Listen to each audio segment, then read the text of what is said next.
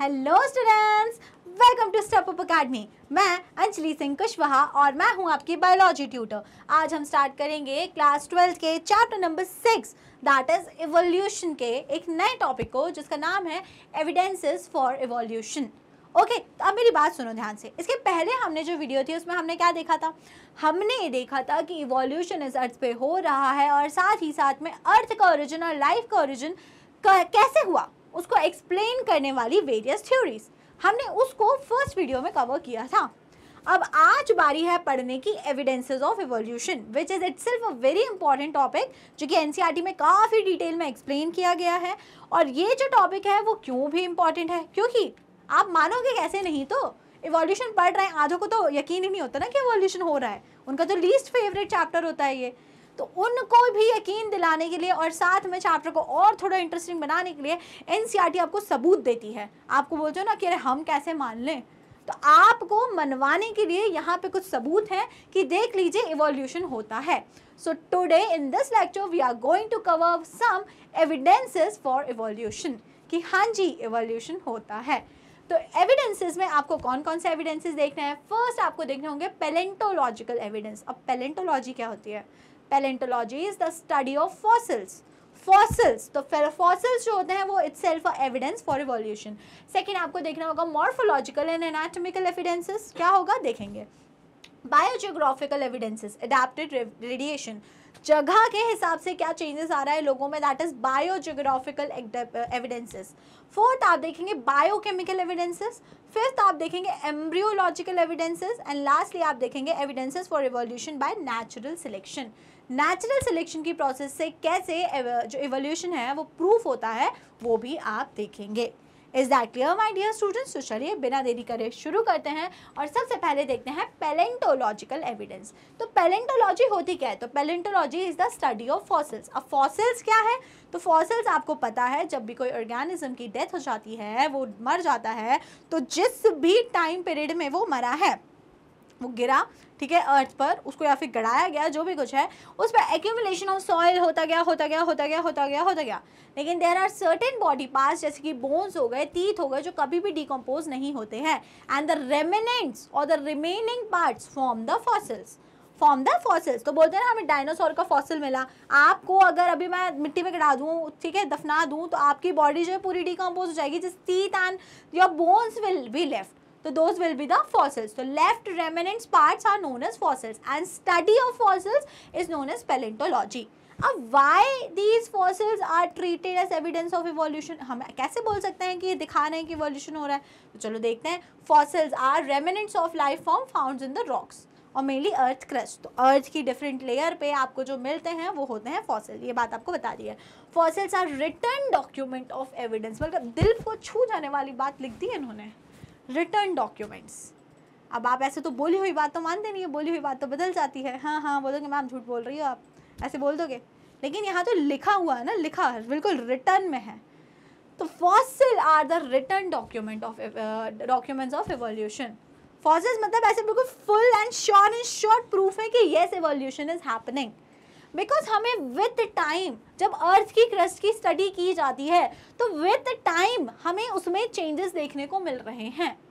अगर आज से कई सालों पहले मतलब अर्थ के बिल्कुल जो सबसे नीचे बिल्कुल बॉटम वाली लेयर तक अगर कोई पहुंच रहा है तो वहाँ पे मान लो उसको डायनासोर मिला, तो मतलब उस कभी टाइम पीरियड में डायनासोर एग्जिस्ट करा होगा। फिर उसके थोड़े ऊपर आए तो फिर कुछ और ऑर्गेनिज्म मिला, मतलब कुछ और एग्जिस्ट करा होगा। फिर थोड़े ऊपर आए तो कुछ और जो हो सकता है आज के टाइम पे एक्सटिंक्ट हो चुके हैं नहीं, लेकिन उनके फॉसिल्स हमें डिफरेंट लेयर ऑफ जो अपने हमारी सॉइल की लेयर होती है उसमें हमें मिल रहे हैं, showing that evolution is taking place on this earth. तो ये चीज़ आपको क्लियर हुई। Fossils are the written documents. अब सिग्निफिकेंस क्या है फॉसिल्स का? To study the connecting link between the two group of organism. अब फॉसिल्स इंपॉर्टेंट क्यों होते हैं? क्योंकि हमने अभी पूरा 11th क्लास में आपको पढ़ाया जाता है क्लासिफिकेशन ऑफ ऑर्गेनिजम्स, पढ़ाया जाता है एनिमल किंगडम, प्लांट किंगडम, सब कुछ पढ़ाया जाता है। उसमें आप देखते हो कि सबसे पहले अगर मैं वर्टिब्रा की बात करूँ तो पाइसेस आए, पाइसेस से डेवलप हुए एम्फीबिया, एम्फीबिया से डेवलप हुए रेप्टीलिया, रेप्टीलिया से डेवलप हुए aves and then finally mammals develop हुए। तो अब अगर मैं बोलूँ पाइसेस से एम्फीबिया बना, स्पाइसेस से एम्फीबिया बना। ठीक है, डायरेक्ट एक ही जनरेशन में ही चेंजेस आ गए? तो आंसर इज नो। कई सारी जनरेशन्स लगती हैं ये जो ट्रांसफॉर्मेशन होता है इसको एक्वायर करने के लिए, चेंज को एक्वायर करने के लिए। तो एक जनरेशन से दूसरी जनरेशन को जो मतलब एक बोलना चाहिए क्लास को दूसरी क्लास से जो कनेक्ट करने वाले स्ट्रक्चर्स होते हैं उनको हम लोग बोलते हैं कनेक्टिंग लिंक। और कनेक्टिंग लिंक क्या शो करते हैं? कनेक्टिंग लिंक हमको शो करते हैं कि evolution is taking place, one life form is changing into another. तो जो ये कनेक्टिंग लिंक्स होते हैं, जैसे कि इसमें आर्कियोप्टेरिक्स का एग्जाम्पल लिया गया है। आर्कियोप्टेरिक्स ऐसा फॉर्म था जो मतलब ना प्रीवियस वाले लाइफ फॉर्म के जैसा है ना फिर अगले वाले लाइफ फॉर्म के जैसा है, ना वो प्रॉपर रेप्टाइल है ना वो प्रॉपर एम्फीबिया है। It is somewhat in between, showing that amphibia transformed or evolved into reptile. So this is the significance of fossils. Fossils से हमको connecting links जो होती हैं वो proof होती हैं, उससे हमें connecting link मिलती है। और क्या importance है? To study about extinct animals for sure. Dinosaurs के बारे में आपको पता कैसे चला? पिक्चरें कैसे बन गई? जुरासिक वर्ल्ड ये थ्रो 1 2 3 4 5 कैसे बन गई? क्योंकि कहीं ना कहीं जब आर्कियोलॉजी की स्टडी की जा रही थी तो हमको इसकी हड्डियाँ मिली ना, पूरा स्केलेटन मिलता है, पूरा मिलता है। उससे ये बात प्रूफ हुई ना कि आज नहीं है डायनासोर, लेकिन in some time period, in some time of this earth वो एग्जिस्ट करते थे। तभी तो फॉसिल आया, फॉसिल अपने आप थोड़ी ना आ गया वहाँ पे, उनकी हड्डियाँ अपने आप थोड़ी ना आ गई। तो to study about the extinct animals, this is the another important point about the fossil। और कुछ बात, to study about geological period by analyzing fossil and sedimentary rock layer, the study showed that life form varies over time and certain life form are restricted to certain geographical time spans। अब ये वाली बात थोड़ी सी important है। क्यों important है? सुनो, अगर सपोज मैं आपको यहाँ पे ऐसे डिफरेंट ये सॉइल्स की लेयर क्रिएट कर रही हूँ, ये कई सारी सॉइल्स की लेयर है। इस लेयर में आपको यहाँ पे डायनासोर मिल रहा है, यहाँ पे आपको कुछ अजीब सा ऐसा ऑर्गेनिज्म मिल रहा है, इस लेयर में आपको और कुछ ऐसा अजीब सा ऑर्गेनिज्म मिल रहा है, यहाँ पे कुछ और मिल रहा है, ऐसे हर लेयर में आपको कोई और ऑर्गेनिज्म मिल रहा है। इससे आपको क्या समझ में आ रहा है?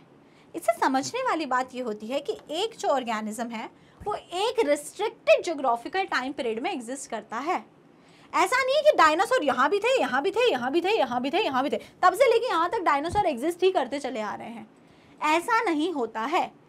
एक ऑर्गेनिज्म एक ही जियोलॉजिकल या ज्योग्राफिकल टाइम पीरियड में एग्जिस्ट करता है और उसके बाद वो खत्म हो जाता है, एक्सटिंक्ट हो जाता है, और फिर नए ऑर्गेनिजम्स डेवलप होते हैं। फिर वो ऑर्गेनिज्म कई टाइम तक पेरिश करते हैं और फिर एक टाइम आता है फिर वो एक्सटिंक्ट हो जाते हैं। फिर न्यू ऑर्गेनिज्म आते हैं, फिर वो काफ़ी टाइम तक पेरिश करते हैं और फिर वो एक्सटिंक्ट हो जाते हैं। मतलब this is how the life on this earth goes on, कि एक टाइम पे एक ऑर्गेनिज्म इतना डोमिनेंट हो जाता है कि सिर्फ वही रहता है, बट एक टाइम के बाद वो पूरी तरीके से खत्म हो जाता है, एक्सटिंक्ट हो जाता है और नए लाइफ फॉर्म्स आते हैं। तो जो फॉसिल्स हैं वो हमको यही चीज़ प्रूव करते हैं कि एक स्पेसिफिक ऑर्गेनिज्म, जैसे अगर हम मान लें डायनासोर्स की अगर हम बात कर लें, कभी भी dinosaurs top layers of the earth में नहीं मिलेंगे। अगर खोदना भी स्टार्ट करोगे, सॉइल की अगर खुदाई भी की जाएगी, एक्सकेवेशन किया जाता है, उसमें कभी भी डायनासोर का फॉसिल टॉप लेयर्स में नहीं मिलेगा, गलती से भी नहीं मिलेगा।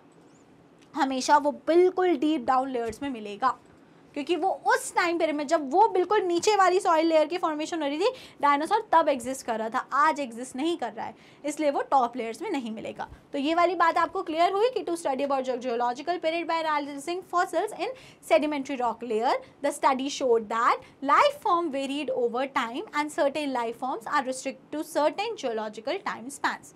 एक लगभग स्पेसिफिक टाइम स्पैन में एक स्पेसिफिक ऑर्गेनिज्म एग्जिस्ट करता है। This is the importance of fossils. अगला एविडेंस हम डिस्कस करते हैं जो कि है मॉर्फोलॉजिकल एंड एनाटॉमिकल एविडेंसेस। अभी हमने पहला कौन सा देखा? Palaeontological evidence. सेकेंड अब हम लोग देख रहे हैं मॉर्फोलॉजिकल एंड एनाटॉमिकल एविडेंस। तो क्या होता है मॉर्फोलॉजी एंड एनाटॉमी? अब दोनों वर्ड आप समझो। मॉर्फोलॉजी होता है एक्सटर्नल फीचर्स। क्या होता है मॉर्फोलॉजी? मॉर्फोलॉजी का अगर मैं आपको, आप भी देखो 11th क्लास में आपने सुने हैं ये सारे वर्ड। मॉर्फो का क्या मतलब होता है? एक्सटर्नल फीचर्स या फिर फिजिकल फीचर्स। एक्सटर्नल फीचर्स या फिर फिजिकल फीचर्स। और अगर मैं एनाटॉमी की बात करूं, एनाटॉमी क्या होती है? एनाटॉमी होता है study of internal structures. Internal structures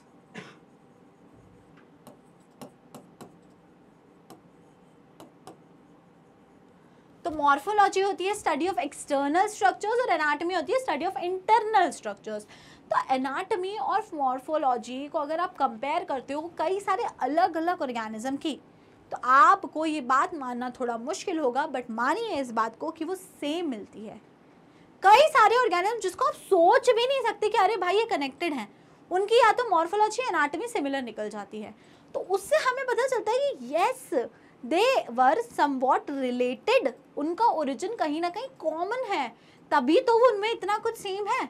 अभी दिखने में अलग हो गए लेकिन हो सकता है एनाटॉमी सेम हो सकता है एनाटॉमी सेम हो लेकिन दिखने में अलग हो गए, मतलब दोनों ही बातें हो सकती हैं। तो क्या होता है, comparative anatomy and morphology shows that different form of animal have some common structural feature.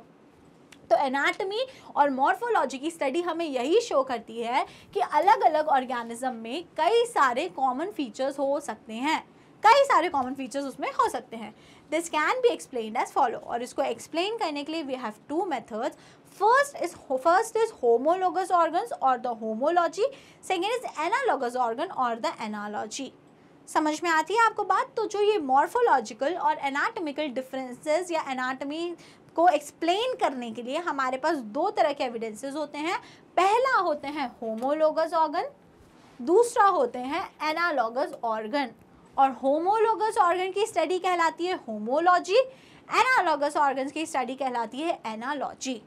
तो चलिए एक एक करके समझते हैं कि होमोलॉजी क्या होती है और एनालॉजी क्या होती है।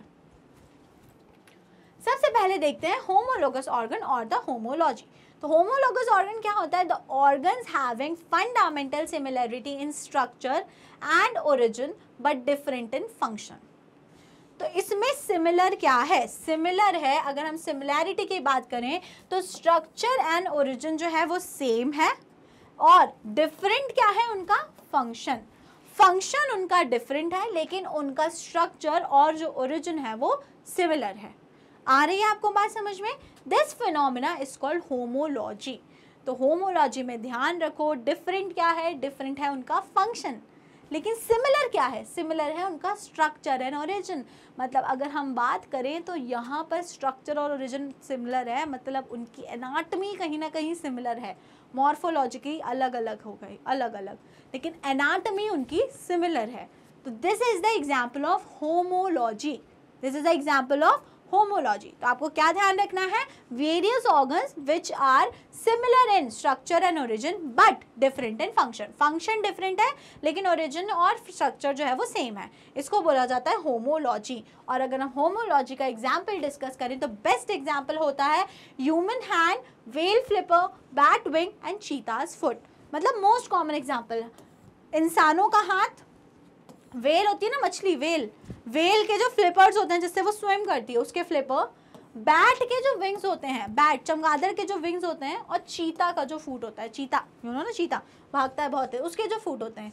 अगर हम इन चारों, अब आप देख लो चारों कितने डिफरेंट हैं, चारों के अलग अलग यूज हैं, लेकिन जब इनकी एनाटॉमी स्टडी करी गई, those four limbs of different functions, these four limbs have different functions but similar anatomical structures such as bones। अब इनके हाथों को कंपेयर किया गया है, देखा जाए चारों के। अगर इंसानों की बात करो, इंसानों में हाथ का क्या काम है, हैंड लिखना, किसी चीज़ को ग्रैब करना। वेल्स में फ्लिपर का काम डिस्कस करो तो स्विमिंग, बैट्स में काम करो तो फ्लाइंग, चीता में काम करो तो बोलो तो रनिंग, रनिंग में हेल्प कर रहा है। चार अलग ऑर्गेनिज्म, चार अलग फंक्शन, फंक्शन अलग अलग है, लेकिन तब भी उनका जो स्ट्रक्चर है वो सिमिलर है, सिमिलर एनाटॉमिकल स्ट्रक्चर। और सिमिलर कैसे है, इन चारों में ही हाथ में वही हड्डियां होती हैं जो एक इंसान में है। सबसे ऊपर रहेगी ह्यूमरस, फिर रेडियस, फिर ulna, carpals, metacarpals and phalanges. अगर मैं अपने एक अपर लिम्ब की बात करती हूँ तो I have humerus, I have radius, ulna, I have carpals, I have 5 metacarpals and in all the fingers I have phalanges, I have phalanges। तो जो एक ह्यूमन के हैंड में है वही वेल के फ्लिपर में है, वही बैट के विंग में है एंड वही चीता के फुट में है। तो आप देख पा रहे हो, क्या देख पा रहे हो कि फंक्शन इतना अलग अलग है लेकिन स्ट्रक्चर सिमिलर है। This is an example of homology and homology is seen in heart and brain etc. Heart and brain जो होता है उसमें भी homology देखने को मिलती है। तो हमको होमोलॉजी क्या इंडिकेट कर रही है? Homology is indicating divergent evolution. Homology is indicating divergent evolution, कि एक ही पॉइंट से सब ओरिजिनेट हुए लेकिन जाके फंक्शन अलग अलग करने लगे। तो कैसा इवोल्यूशन शो करती है homology? Homology is indicating divergent evolution. Homology is indicating divergent evolution. Divergent evolution को इंडिकेट कर रही है homology. Is that clear my dear students? तो होमोलॉजी क्या होती है और इसके एग्जाम्पल्स क्या होते हैं, ये बात समझना आपके लिए बहुत बहुत बहुत ज़्यादा ज़रूरी है। साथ ही साथ में homology is an example of divergent evolution. This point is also very very important. अब अगर आपको होमोलॉजी क्लियर है तो मेरे को लग रहा है कहीं ना कहीं आपको एनालॉजी इजीली समझ में आएगा। ये देख लो स्ट्रक्चर एक बार, चारों के अपर लिम्ब के या फिर फोर लिम्ब के स्ट्रक्चर आपको दिए गए हैं। तो it is made up of with that same bones, anatomy is similar. Homologous अगर ऑर्गन्स की बात करते हैं प्लांट में, तो thorns and tendrils of bougainvillea and cucurbita, thorns of bougainvillea and tendrils of cucurbita, इनका क्या है, इनका एनाटॉमी सिमिलर है, दोनों ही एक्सिलरी बड से बनते हैं लेकिन फंक्शन अलग अलग है। थॉर्न्स का फंक्शन है प्रोटेक्शन और टेंड्रिल्स का फंक्शन है क्लाइंब करवाना। अगर वो क्रीपर या क्लाइंबर है उसको क्लाइंब करने में हेल्प करना, सपोर्ट देना, और थॉर्न्स का फंक्शन है प्रोटेक्शन। तो ओरिजिन सिमिलर है एक्सिलरी बड से लेकिन फंक्शन उनका डिफरेंट है। ओके, तो होमोलॉजी आपको क्लियर हुआ। Origin of homologous organ is due to divergent evolution. तो ये कैसा इवोल्यूशन होता है? होमोलॉजी को हम क्या बोलते हैं? It is an example of divergent evolution. कैसा evolution? Divergent. And here we are done with homology और द होमोलोगस ऑर्गन। तो अब हम बात कर लेते हैं एनालॉगस ऑर्गन्स की। वो हेडिंग चेंज करना वहाँ पे भूल गए हैं। तो एनालॉगस ऑर्गन्स आप उसको कर लीजिए और देखिए, the organs having similar function but different structure and origin. तो यहाँ पर क्या है, देखो ऑर्गन जो है ना उसका फंक्शन जो है ना वो डिफरेंट है, फंक्शन जो है वो सिमिलर है बट उसका ओरिजिन अब की बार में डिफरेंट है। अब की बार में उसका स्ट्रक्चर और ओरिजिन डिफरेंट है लेकिन फंक्शन सिमिलर है। This phenomena is called analogy. और इसी फिनोमिना को हम लोग क्या बोलते हैं? इसको हम लोग बोलते हैं एनालॉजी। क्या बोलते हैं? एनालॉजी। Is that clear? तो आपको ये बात समझ में आनी चाहिए कि homology and analogy are exactly opposite. Homology में क्या था? होमोलॉजी में ओरिजिन एंड स्ट्रक्चर सेम था, फंक्शन डिफरेंट था। एनालॉगस ऑर्गन्स में फंक्शन जो है वो सेम है लेकिन ओरिजिन और जो स्ट्रक्चर है वो डिफरेंट है। तो origin and structure are different but function is similar. This is the example of analogous organ. और अब एनालॉगस ऑर्गन्स के हम लोग एग्जाम्पल्स डिस्कस कर लेते हैं। तो first, wings of insect formed of a thin flap of chitin and wings of bird modified four limbs. अब आप देखो इसमें फर्स्ट एग्जाम्पल लिया गया है wings, wings of insect and wings of birds. चिड़िया के पंख हो चाहे इंसेक्ट के पंख हो, किस चीज़ में हेल्प कर रहे हैं? अल्टीमेटली उड़ने में। लेकिन इंसेक्ट्स के अगर विंग्स की बात करो तो वो काइटिन के मॉडिफिकेशन का फ्लैप है, मतलब काइटिन है, पतला सा फ्लैप है काइटिन का बना हुआ। और अगर हम बर्ड्स में बात करें तो बर्ड्स में वो मॉडिफाइड फोर लिम्स हैं। बर्ड्स के जो विंग्स होते हैं they are nothing but the modified forelimbs. Forelimbs थे, मॉडिफाई होकर विंग बन गए। तो फंक्शन सेम है उड़ना लेकिन ओरिजिन अलग अलग है, एक काइटिन से बने हैं और एक फोर लिम्ब का मॉडिफिकेशन से बने हैं। क्लियर हुआ एनालॉजी? तो पहला एग्जाम्पल ऑफ एनालॉजी आपको क्लियर हुआ होगा। सेकेंड, अब हम बात करते हैं eye of octopus, retina of skin and mammals. तो eye of octopus and eye of mammals दोनों का काम है दिखाना, फंक्शन अगेन सेम है लेकिन देखो ओरिजिन, एक बनता है रेटिना फ्रॉम स्किन से और दूसरा बनता है रेटिना फ्रॉम एम्ब्रियोनिक ब्रेन। तो अगर मैमल्स की बात करते हैं तो उसमें एम्ब्रियोनिक ब्रेन से आइज बनेगी और अगर ऑक्टोपस की बात करते हैं तो वो स्किन में, उससे जो होगा हमारी आइज की, ऑक्टोपस में आइज की फॉर्मेशन होगी। तो again function is similar but origin and structure is different. And again this is not homology, this is example of analogy. Heading change नहीं हुई है। तो अब बारी है पढ़ने की एनालॉगस ऑर्गन्स और द एनालॉजी। तो आपने होमोलॉगस ऑर्गन्स देखा क्या होता है, अब देखते हैं एनालॉगस ऑर्गन्स। तो analogous organs are the organs having similar function but different structure and origin. तो आपको ध्यान ये देना है, यहाँ पे फंक्शन सेम है लेकिन उनका जो स्ट्रक्चर है और जो ओरिजिन है वो डिफरेंट है। Vice versa, homology and analogy is totally vice versa. वहां पे क्या था होमोलॉजी में, वहां पे आपने देखा तो फंक्शन डिफरेंट था लेकिन उनका ओरिजिन सेम था, और एनालॉजी में फंक्शन सिमिलर है लेकिन ओरिजिन और स्ट्रक्चर डिफरेंट है। तो ये जो फिनोमेना होता है जहां पे एनालॉगस ऑर्गन्स प्रेजेंट होते हैं, ये वाले ऑर्गन्स को हम क्या बोलेंगे, एनालॉगस ऑर्गन्स, और इस फिनोमेना को बोलेंगे एनालॉजी। क्या बोलेंगे हम लोग, एनालॉजी। समझ में आई आपको बात, ठीक है। एग्जांपल्स डिस्कस करते हैं हम लोग। तो आप एग्जांपल में देखो, सबसे पहले wings of insect and secondly wings of birds. तो wings of insects and wings of birds, wings हैं, पंख हैं, अल्टीमेटली काम क्या कर रहे होंगे पंख, बताओ आप, उसको उड़ने में हेल्प कर रहे होंगे। लेकिन अगर हम इंसेक्ट्स के विंग्स की बात करें तो it is formed of thin flap of chitin, chitin के बने हुए होते हैं इंसेक्ट्स में जो उसके विंग्स होते हैं। और अगर हम बर्ड्स की बात करें तो they are modified upper limb या फोर लिम्स, और अगर हम बर्ड्स की बात करें तो इनमें जो फोर लिम्स होते हैं वो मॉडिफाई हो जाते हैं और बन जाते हैं विंग्स। तो आपने क्या देखा, अल्टीमेटली दोनों फंक्शन सेम करेंगे, विंग्स हैं, फंक्शन क्या परफॉर्म करेंगे, उनको फ्लाइंग में, उनको फ्लाई करने में हेल्प करेंगे, लेकिन उनका ओरिजिन बिल्कुल अलग अलग है। So these are the examples of analogous organ. तो पहला एग्जाम्पल आपको क्लियर हो, wings of birds and wings of insects. Second हम बात करते हैं eyes of octopus and eyes of mammals. तो आईज क्या फंक्शन है, ऑब्वियसली विजन, विजन का फंक्शन है, सेंस ऑर्गन होता है हमारा आई। लेकिन अगर हम ऑक्टोपस की आई की बात करें तो it is originated, it forms from retina of the skin, and अगर हम मैमल्स में बात करें तो it is formed in the embryonic brain या फिर retina of the embryonic brain, embryonal stage में बनता है। तो अगेन ओरिजिन इज डिफरेंट। तो second example is I of octopus and eye of mammal. Third example देख लेते हैं, flipper of penguins and dolphin, flipper of penguins and dolphin. तो वही बात हो गई यहाँ पे भी, फ्लिपर जो है अल्टीमेटली किस में हेल्प करेंगे, उनको स्विम करने में हेल्प करेंगे, लेकिन origin is different. Okay, and एक और example, trachea of insects from ectoderm and lungs of vertebrates from endoderm. तो ट्रेकिया की अगर बात कर रहे हैं हम लोग इंसेक्ट्स में तो वो एक्टोडर्म से बना है, और अगर लंग्स की बात कर रहे हैं वर्टिब्रेट्स में तो वो एंडोडर्म से डिराइव है। तो फंक्शन अल्टीमेटली सेम परफॉर्म कर रहे हैं, रेस्पिरेटरी ऑर्गन्स हैं, लेकिन ओरिजिन अलग अलग है। प्लांट्स में भी एक एग्जाम्पल हम डिस्कस करेंगे, जैसे कि आपको अपने जैसे हमने होमोलोगस ऑर्गन में देखा था, क्या देखा था हमने, क्यूकाबिटा एंड बोगनविलिया, है ना। तो उसमें क्या था, वो एग्जाम्पल थे होमोलोगस ऑर्गन्स के जिसमें सेम एक्सिलरी बर्ड से ओरिजिन हो रहा था, थॉर्न्स का और टेंड्रिल्स का। तो एज सच प्लांट्स का एग्जाम्पल एनालॉगस ऑर्गन्स में नहीं है। ये जो चार एग्जाम्पल्स मैंने आपको बताया आपको वो ध्यान रखने हैं। And here we are done with which kind of evidences? Morphological and anatomical differences, evidences. Okay, clear हो गया। अब हम नेक्स्ट पढ़ने जा रहे हैं बायोकेमिकल एविडेंस।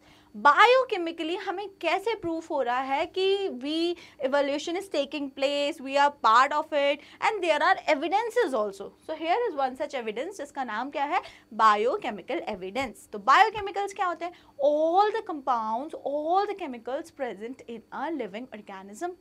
जितने भी जो केमिकल्स हैं वो लिविंग बॉडी के अंदर अगर प्रेजेंट हैं, किसी लिविंग ऑर्गेनिज्म के अंदर प्रेजेंट हैं, तो हम उन्हें बोल देते हैं बायोकेमिकल्स।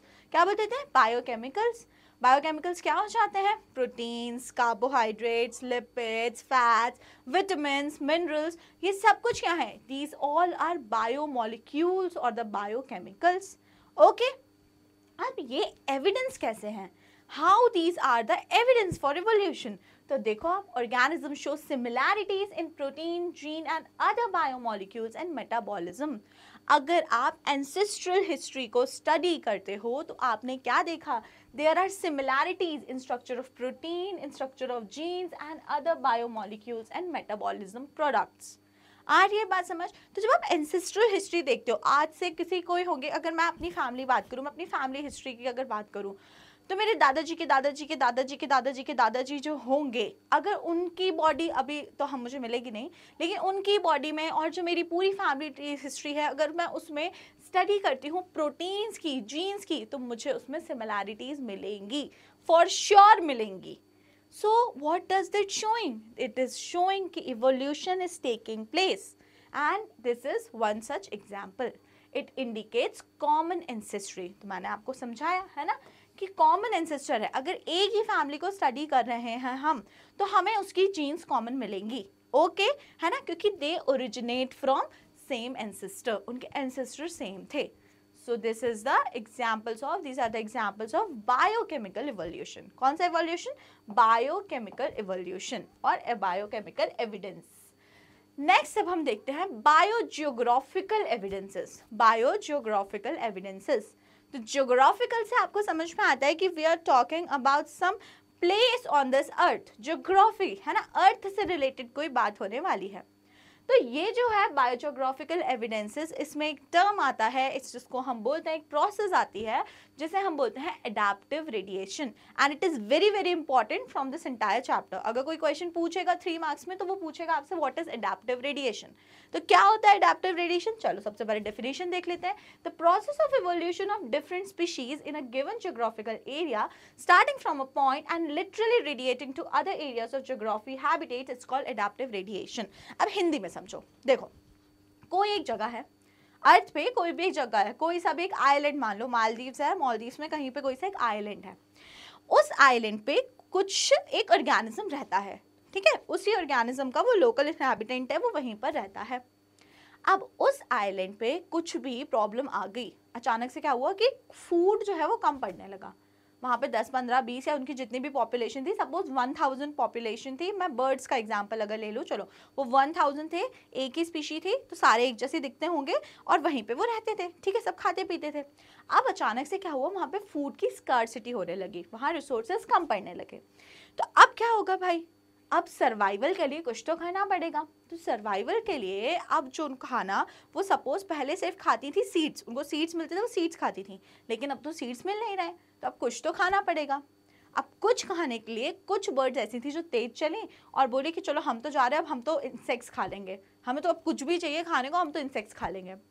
कुछ चलो उन्होंने बोला चलो ठीक है, हम प्लांट्स खा लेंगे, हम पत्तियाँ वत्तियाँ, इतने सारे पेड़ पौधे तो है ही यहाँ पे आइलैंड पे, हम इनके पत्ते खा के सर्वाइव कर लेंगे. कुछ ने बोला कि हम किसी और तरीके से सर्वाइव कर लेंगे, हम कुछ और जो सॉइल होती है उसमें से कुछ इंसेक्ट्स को फीड कर लेंगे. तो हर किसी बर्ड ने अपनी सर्वाइवल स्ट्रैटेजी अडाप्ट की. अब जब वो सर्वाइवल स्ट्रैटेजी अडाप्ट कर ली तो फिर क्या हुआ, वो उस एरिया को छोड़ के कहीं कहीं और भी जाने लगे. क्यों जाने लगे? क्योंकि उनके सर्वाइवल के लिए जो रिसोर्सेज है वो हो सकता है उस एरिया में नहीं है, वो थोड़ा सा दूर है, कहीं और है. तो वो जो पहले एक साथ एज अ ग्रुप सारी बर्ड्स एक साथ रह रही थी, अब वहां से वो अपनी अपनी फूड हैबिट्स के हिसाब से अलग अलग डायरेक्शंस में चली गए, ठीक है. जिसका जहाँ पे जो रिसोर्स, जो पत्ती खाती है वो वहाँ जाएंगे जहाँ पौधे ज़्यादा हो, जो इंसेक्ट्स खाती हैं वो वहाँ जाएंगे जहाँ इंसेक्ट्स की पॉपुलेशन ज़्यादा हो. तो इस तरीके से डिविजन हो गया, ग्रुपिज्म हो गया, सब अलग अलग चले गए. और जब अलग अलग चले गए, अपनी अपनी फूड हैबिट्स उन्होंने अडाप्ट कर ली, तो धीरे धीरे धीरे धीरे करके वो इंटायरली डिफरेंट स्पीशी में इवॉल्व हो गए.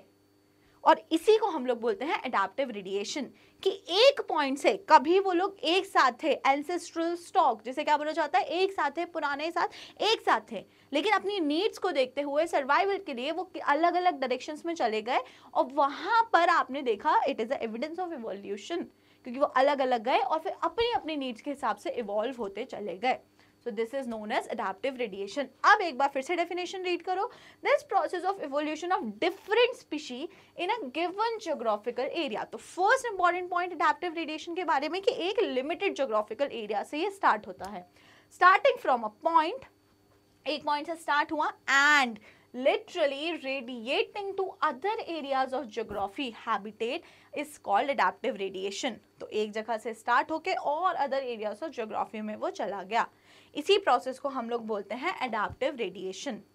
अब ये एडाप्टिव रेडिएशन का जो फिनोमेना था वो कैसे स्टडी किया था, किसने किया था, एग्जाम्पल्स क्या क्या है. सबसे पहले तो एग्जाम्पल्स में 3 आपको याद रखना है. Darwin's finches, second Australian marsupials, and third placental mammals. So these 3 shows adaptive radiation. कौन कौन से examples हैं? Darwin's finches, marsupials and placental mammals. Okay, चलिए अब कुछ कहानी सुन लेते हैं. तो कहानी क्या है? कहानी ये है, जो डार्विन थे वो एक आइलैंड घूमने गए थे जिसका नाम है गैलापागोस आइलैंड. गैलापागोस आइलैंड, वहां पे उन्होंने क्या देखा था? There he observe an amazing diversity of creatures of particular interest, small black birds. अभी तक की कहानी क्या है, डार्विन थे, डार्विन गैलापागोस आइलैंड घूमने गए थे, उनकी जो शिप का नाम है वो भी मेंशन है एनसीईआरटी में, जिसका नाम था HMS बीगल। क्या नाम था उनकी शिप का, HMS बीगल। तो HMS बीगल में बैठ के वो गए थे गैलापागोस आइलैंड घूमने के लिए। वहां पे जाके उन्होंने एक स्पेशल बर्ड्स का, एक स्पेशल टाइप का कुछ क्रीचर देखा, मतलब बर्ड्स में ही उन्होंने कुछ अलग सा कुछ देखा। Later called Darwin finches amazed him. इन्हीं बर्ड्स को बाद में बोला गया डार्विन फिंचेस, क्योंकि वो किसने डिस्कवर किया था, उन्हें किसने ढूंढा था, डार्विन ने। He realized that there were many varieties of finches in the same island. All the varieties he conjectured evolved on the island itself. उन्होंने वहाँ पे एक ऐसी बर्ड देखी यार कि अभी तो मैंने थोड़ी देर पहले कुछ इसी टाइप की देखी थी, लेकिन बहुत माइन्यूट चेंज के साथ। फिर उन्हें कुछ और दिखी, अरे ये भी उसकी जैसी है लेकिन इसमें कुछ हल्का सा बस डिफरेंस दिख रहा है। तो उन्होंने उसका अल्टीमेटली रिजल्ट ये निकाला कि दे वर समवॉट, मतलब वो एक ही थे, कुछ समय पहले वो सब एक ही थे, लेकिन ड्यू टू देयर नीड्स वो अलग अलग डायरेक्शन में इवॉल्व हो गए, and they are known as Darwin's finches. तो एडाप्टिव रेडिएशन कौन शो करता है, डार्विन्स फिंचेस शो करती हैं। Okay, from the original seed eating feature. तो अब डार्विन्स फिंचेस का क्या कंसेप्ट होता है, जब सबसे पहले वो एक पॉपुलेशन थी तो वो सिर्फ सीड खाती थी। क्या खाती थी, सीड। लेकिन वही रिसोर्सेज की कमी हुई, अब उनको अपनी ज़रूरतें पूरी करनी पड़ी, तो इसके लिए the other form with altered beak. तो जो एक से अलग अलग फॉर्म डेवलप हुए उनमें सिर्फ और सिर्फ इतना चेंजेस था कि उनकी जो चोंच होती है, जो बीक होती है, उसमें डिफरेंस था। खुद सोचो ना, जिसको इंसेक्ट पकड़ के खाना है तो उसकी बीक ऐसी हो जाएगी जो जल्दी से क्लिंच कर पाए, जिसको कुछ डिग करके खाना है उसकी पॉइंटेड हो जाएगी, जिसको सिर्फ और क्या बोलते हैं टीयरिंग वेयरिंग का काम करना है उसकी शार्प हो जाएगी, और जो नॉर्मल सीड वीड खाना है उसकी थोड़ी ब्रॉड रहेगी। तो अलग अलग फूड हैबिट्स के हिसाब से वो एक जो पहले ओरिजिनल सीड ईटिंग बर्ड्स थी वो अलग अलग तरीके से इवॉल्व हो गई, और चेंजेस उनमें सिर्फ किस में आए, उनकी बीक्स में, बीक्स चोंच में arose, enabling them to become insectivorous and vegetarian finches. तब सीड ईटिंग हैबिट छोड़ के वो वेजिटेरियन भी बनी और सब कुछ हुआ। और डार्विन्स फिंचेस में इवोल्यूशन मेनली किस में दिखा था, बीक्स में। Different type of beaks were developed. Okay, clear हो गया। तो Darwin finches and adaptive radiation itself is an important topic. A number of marsupials, each different from the other, evolved from an ancestral stock but all within the Australian island itself. अब ये example है हमें Australian marsupials का।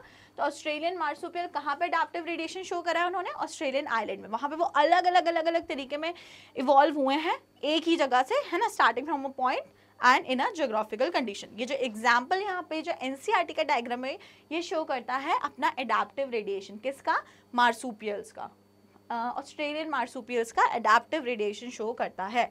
तो they evolve into different kind of organism, अलग अलग kind के organism वहाँ पर डेवलप हो गए। When more than one adaptive radiation is appeared in an isolated geographical area, it results in convergent evolution. अब आप अगर डाइवर्जेंट इवोल्यूशन देख पा रहे हो, इसके पहले जो मैंने आपको दिखाया, सॉरी एडाप्टिव रेडिएशन अगर देख पा रहे हो, तो आप देख रहे हो कि एक पॉइंट से वो स्टार्ट होता है और फिर हर डायरेक्शन में चला जाता है, अलग अलग, हर डायरेक्शन में अलग अलग चला जाता है, इवॉल्व हो जाते हैं ऑर्गेनिज्म। तो आप एडाप्टिव रेडिएशन को क्या बोलोगे, कन्वर्जेंट की डाइवर्जेंट? और for sure it is divergent. एक सिंगल एडाप्टिव रेडिएशन अगर हो रहा है तो it is very natural, it is divergent, क्योंकि एक जगह से ऑर्गेनिज्म निकला और अलग अलग एरिया में जाके फैल गया। लेकिन अगर किसी एरिया में एक से ज्यादा एडाप्टिव रेडिएशन हो रहा है, किसी एरिया में एक से ज्यादा एडाप्टिव रेडिएशन हो रहा है, then it will not be a divergent evolution, rather it will become convergent evolution. कैसे convergent? एक कुछ है वेराइटी है जो अलग अलग डायरेक्शन में एक हो रहा है, तो अलग अलग डायरेक्शन में डाइवर्जेंट इवोल्यूशन शो किया, एडाप्टिव रेडिएशन नंबर 1। सेकेंड यहाँ कोई है, इसका में भी एडाप्टिव रेडिएशन हो रहा है, और ये सिंगल तो डाइवर्जेंट होता है, तो ये भी अलग अलग डायरेक्शन में गए।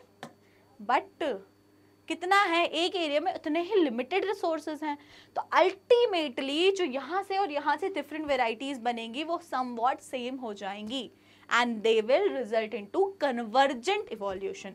तो it is very very important. क्या कंसेप्ट है, अगर एक एडाप्टिव रेडिएशन होता है तो इट इज डाइवर्जेंट, और अगर एक से ज्यादा एडाप्टिव रेडिएशन होगा एक ही एरिया में तो then it will become convergent evolution. कैसे इवोल्यूशन हो जाएगा वो? Convergent evolution.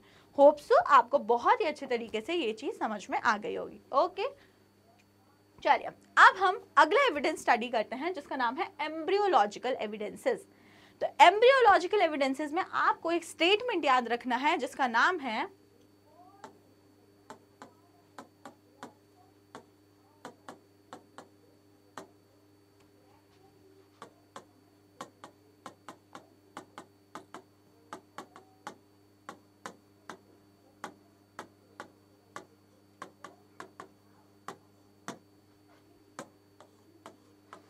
Ontogeny repeats phylogeny.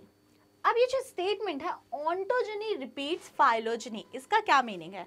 अब सबसे पहले तो आपको ये समझना पड़ेगा ऑन्टोजेनी क्या होता है, फिर आपको समझना पड़ेगा फाइलोजेनी क्या होता है। तो ऑन्टोजेनी आप ध्यान रखिए किसी भी ऑर्गेनिज्म की डेवलपमेंटल स्टडी, क्या बोला मैंने?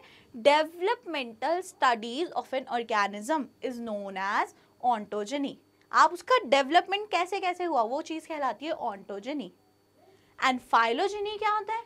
फाइलोजेनी होता है जब आप एंसेस्टर्स, आप इवोल्यूशनरी स्टडी करते हैं, ठीक है, जब आप उसके एंसेस्टर्स के साथ उसकी स्टडी कर रहे हैं, इवोल्यूशनरी स्टडी कर रहे हैं, that is included under phylogeny. तो फाइलोजेनी वर्ड कहीं पे आ रहा है मतलब it is always related to evolution. Evolution के कोर्स में क्या क्या चेंजेस आए, अगर आपने उसको उस चीज से रिलेट कर दिया तो इट इज फाइलोजेनी। और आप अगर किसी ऑर्गेनिज्म की डेवलपमेंटल स्टडी कर रहे हो कि कैसे कैसे कैसे कैसे विद टाइम इसमें क्या क्या चेंज आया है, कैसे कैसे डेवलपमेंट हो रहा है उसमें एक ही उसकी लाइफ में, तो दैट इज ऑन्टोजेनी। अब क्या होता है देखो, ये क्या है ये स्टेटमेंट और एम्ब्रियोलॉजिकल एविडेंसेस हमें क्या बताना चाहते हैं। अगर आप किसी भी ऑर्गेनिज्म की डेवलपमेंटल फेज देखो, जैसे ये फिश है, ये फिश का एम्ब्रियोलॉजिकल डेवलप है, देन सैलमेंडर ये उसका है, टॉर्टोइस का डेवलपमेंट है, ये चिक का डेवलपमेंट है, रैबिट का डेवलपमेंट है, एंड देन ये मैन का, लास्टली मैन का एम्ब्रियोलॉजिकल डेवलपमेंट है। तो हमें इससे ये चीज समझ में आती है कि all the organism are somewhat same at some phase of life.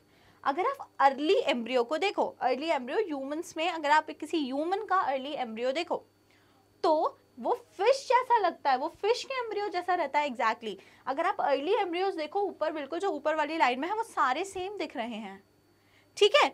और यही स्ट्रक्चर्स को जब फाइलोजेनी के साथ कंपेयर किया गया, दे वर आल्सो सेम। तो ऑन्टोजेनी जो होती है ऑर्गेनिजम्स का जो डेवलपमेंट होता है वो क्या रिपीट करता है? वो रिपीट करता है फाइलोजेनी। मतलब जो इवोल्यूशन में जो जो चेंजेस आए हैं वही एक ऑर्गेनिज्म डेवलपमेंटल स्टेजेस में अपने सारे वो चेंजेस शो कर देता है, ठीक है। पहले आप क्या बोलते ना हम लोग एप्स से बने हैं, तो हमारा स्ट्रक्चर कैसा था? झुके हुए थे, हम अपने चारों लिम्स को यूज करते थे just for walking and climbing. तो जब आप अपने अर्ली स्टेज में होते हो, एम्ब्रियोनल स्टेज में होते हो, तो यू डू लुक लाइक, आप ऐसे लगते हो कि आप चारों लिम्स यूज कर लोगे, है ना, बिल्कुल आपका लार्वा जैसा कभी तो स्ट्रक्चर दिखता है। तो ये स्टेटमेंट आपको ध्यान रखना है एम्ब्रियोलॉजिकल एविडेंसेस में, ontogeny repeats phylogeny. Okay, so this is everything about embryological evidences. अब हम लास्ट देख लेते हैं evidences of evolution by natural selection, again a important topic. अब इसमें हमें एक बहुत इंपॉर्टेंट कंसेप्ट पढ़ना है जिसका नाम है इंडस्ट्रियल मेलानिज्म। बहुत इजी है, क्या है इंडस्ट्रियल मेलानिज्म? देखो, इंग्लैंड की कहानी दी है, कब की कहानी दी है? 1850 की कहानी दी गई है, that is before industrialization. And then आपको दूसरी कहानी दी है 1920 की, दैट इज आफ्टर इंडस्ट्रियलाइजेशन। मतलब इंडस्ट्रीज जब इंग्लैंड में नहीं थी उसके पहले की कहानी, और जब इंग्लैंड में इंडस्ट्रीज बन गई तो उसके बाद की कहानी। तो जब इंग्लैंड में इंडस्ट्रीज नहीं थी तो क्या था? जब इंग्लैंड में इंडस्ट्रीज नहीं थी तो जो पेड़ होते हैं ना, पेड़ की जो छाल होती है, स्टेम होता है और स्टेम के ऊपर बार्क होता है ना, बार्क ब्राउन कलर का, ठीक है। तो वो जो बार्क था वो कैसा था? वो वाइट था, बढ़िया से वाइट था। अभी उसमें पोल्यूशन नहीं था तो अच्छा वाइट था।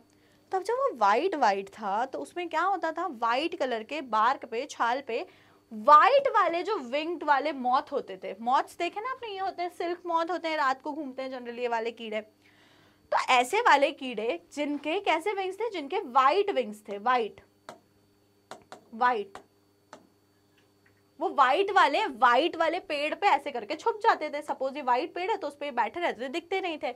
और जो ब्लैक कलर विंग्ड थे, ये रेड जो मैं बना रही हूँ आप इनको मान लो ये ब्लैक कलर विंग्ड वाले थे, ब्लैक विंग्ड मॉथ्स थे, तो ये उस वाइट पे बहुत ही कंट्रास्ट कर दिखते थे, लाइट बैकग्राउंड पे डार्क तो बहुत अच्छे से दिखेगा। तो क्या था, there were more white winged moths biston betularia, ये इसका साइंटिफिक नेम है, on trees then the dark winged और द मेलेनाइज्ड मॉथ। तो डार्क विंग्ड वाले को हम क्या बोलते हैं, मेलेनाइज्ड मॉथ्स भी बोलते हैं। तो जब इंडस्ट्रीज नहीं थी तो वहां पर आप देख रहे हो वाइट वाले मॉथ्स जो थे वो ज्यादा थे। तो ये चीज आपको क्लियर हुई। अब अगर आपको एक ये बात समझ में आ गई है तो हम आगे कुछ और डिस्कशन करते हैं। बिफोर इंडस्ट्रियलाइजेशन, जब इंडस्ट्री सेटअप नहीं थी तो क्या हुआ था, मैं ऑलरेडी बता चुकी हूँ, there was a thick growth of white coloured lichen covering the trees. अब ये बात समझनी बहुत ज़्यादा ज़रूरी है कि लाइकेन्स एक ऐसे प्लांट्स हैं, एक ऐसा म्यूचुअल एसोसिएशन है एल्गे का और फंजाई का, जो सिर्फ उस एरिया में ग्रो करते हैं जहाँ पॉल्यूशन नहीं होता। तो they are the pollution indicators. Because कैसे पॉल्यूशन इंडिकेटर्स हो गए वो, कि जिस एरिया में पॉल्यूशन होगा वहाँ पे वो ग्रो नहीं करेंगे। तो जब इंडस्ट्रीज नहीं थी, उससे निकलने वाला smoke, dust, black particles, suit particles नहीं थे, तो क्या हो रहा था, पॉल्यूशन नहीं था, तो लाइकेन्स ग्रो कर जा रहे थे। किस पर ग्रो कर जा रहे थे, स्टेम पर। If this is a stem, तो इस पर ऐसे करके बहुत सारे लाइकेन्स यहाँ पे ग्रो कर ले रहे थे और पूरा जो हमारा बार्क होता है स्टेम का उसको कवर कर ले रहे थे एंड इट लुक वाइट, वो पूरा वाइटिश होता था। अब क्या हुआ, in that background white winged moth survive but the dark colour moths were picked out by predators. अब मैं इस पे देखो, मैं इस पे वाइट कलर की मॉथ एक बना रही हूँ, मैंने अभी एक वाइट मॉथ ड्रॉ करी है और मैंने एक ये मान लो मेलेनाइज्ड मॉथ ड्रॉ करी है। अब आप मुझे बताओ कौन सा मॉथ है जो बिल्कुल कंट्रास्टिंग दिख रहा है। ऑब्वियसली जो डार्क कलर का मॉथ है वो हमको एकदम इजीली इस वाइट बैकग्राउंड में इजीली दिख पा रहा है, और जो वाइट वाला मॉथ है वो बैकग्राउंड में क्या हो जा रहा है, कैमोफ्लेज हो जा रहा है, उसी में छुप जा रहा है। तो इस चीज से क्या हुआ, इंडस्ट्रीज के सेटअप होने से पहले, इंडस्ट्रियलाइजेशन के पहले वाइट वाले मॉथ्स का नंबर ज्यादा था और जो डार्क वाले मॉथ्स थे उनका नंबर कम था। क्यों कम था डार्क वाले मॉथ्स का नंबर, क्योंकि वो प्रीडेटर्स उनको खा जा रहे थे। वाइट बैकग्राउंड पे वो बहुत इजीली ऐसे दिखते थे और उनको कोई भी आके प्रीडेटर खा जाता था, तो इसलिए उनका नंबर कम था। समझ में आई आपको बात, पहली चीज क्लियर हो गई। अब हम बात करते हैं सेकेंड। जब क्या हो गया, इंडस्ट्रीज आ गई, बहुत सारी इंडस्ट्रीज आ गई, तो अब हम डिस्कशन कर रहे हैं आफ्टर इंडस्ट्रियलाइजेशन। तो आफ्टर इंडस्ट्रियलाइजेशन क्या होगा, tree trunk became dark due to industrial smoke and soot no lichens. अब पॉल्यूशन हुआ, बहुत सारा पॉल्यूशन हुआ, तो ये जो हमारा ट्रंक था अगेन, अब इस पे लाइकेंस की ग्रोथ नहीं हुई। क्यों नहीं हुई, क्योंकि पॉल्यूशन आ गया है और इतना ज़्यादा पॉल्यूशन हो गया है, तो अब लाइकेंस ग्रो नहीं करेंगे। लाइकेंस किस एरिया में ग्रो करते हैं, जहाँ पॉल्यूशन नहीं होता है, तो लाइकेंस अब यहाँ पे नहीं ग्रो करे। साथ ही साथ जो हमारी इंडस्ट्रीज हैं उनसे निकलने वाला स्मोक, डस्ट, ये सारा आके ब्लैक समथिंग डिपॉजिट हो गया इस ट्री पर, यहाँ पर डिपॉजिट हो गया पूरा स्टेम पर। तो अब ये कैसा, ये डार्क कलर का दिखने लगा। अब जब ये डार्क कलर का दिखने लगा तो अब मैं अगर इस पे एक वाइट कलर का मॉथ ड्रॉ करूं और सिमिलरली मैं एक डार्क कलर का मॉथ ड्रॉ करूं, तो अब चीजें उल्टी हो गई कि नहीं हो गई। अब बैकग्राउंड डार्क हो गया है तो वाइट वाला जो मॉथ है वो इजीली विजिबल है, और जो डार्क वाला मॉथ है वो क्या कर रहा है, वो खुद को कैमोफ्लेज कर ले रहा है। तो इंडस्ट्रियलाइजेशन के बाद क्या हुआ, under this condition white winged moth did not survive because the predators identify easily. अब उनको यहाँ पे प्रेडेटर्स इजीली देख लेंगे, तो वाइट वाले मॉथ जो थे उनका नंबर कम होने लगा और धीरे धीरे करके डार्क विंग्ड वालों का नंबर बढ़ने लगा।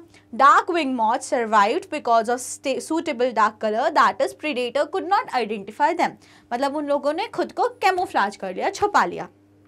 तो अब आपको इस चीज से समझ में क्या आया, आपने दो कंडीशंस देखी, इंडस्ट्रियलाइजेशन के पहले और इंडस्ट्रियलाइजेशन के बाद। तो आपको यहाँ से ये चीज समझ में आना चाहिए कि इन्वायरमेंटल कंडीशंस जो होती हैं वो अफेक्ट करती हैं कि कौन सा ऑर्गेनिज्म ज़्यादा सर्वाइव करेगा, किसके चांसेस ऑफ सर्वाइवल ज़्यादा होंगे, है ना, और किसको नेचर एक्सेप्ट कर लेगा, है ना। और इसी को हम लोग बोलते हैं नेचुरल सिलेक्शन, नेचर उसको सिलेक्ट कर लेगा। अब यहाँ पे कौन सिलेक्ट हो गया है, डार्क विंग्ड मॉथ, क्योंकि वो नेचर के हिसाब से एडजस्ट हो गया है।